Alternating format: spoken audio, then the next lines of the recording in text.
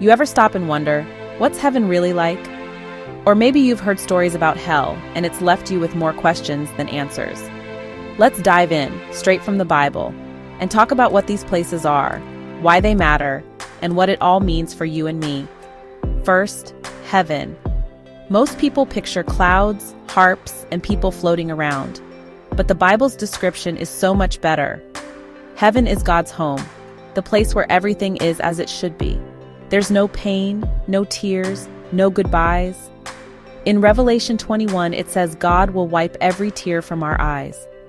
Imagine a place where love is everywhere, where you're fully known and fully loved. That's the kind of home God invites us into. Now, what about hell? People ask, is it real? The Bible talks about hell as a place apart from God, a place where all the stuff that breaks our hearts and messes up our world goes unchecked.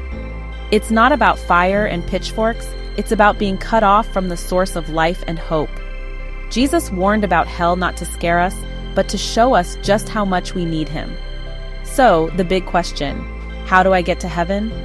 Most of us hope that being a good person is enough, but the Bible says it's not about ticking off a checklist or being perfect.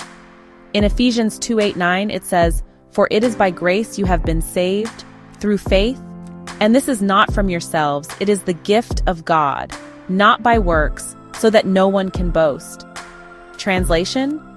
I can't earn heaven. It's a gift I have to accept. Jesus said, "I am the way, the truth, and the life. No one comes to the Father except through me." That means heaven isn't about what I do, but who I trust.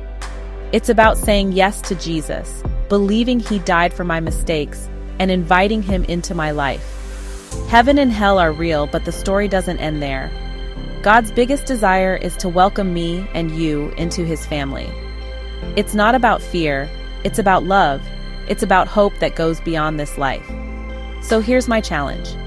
If you've never thought seriously about heaven or what Jesus offers, maybe today's the day to start.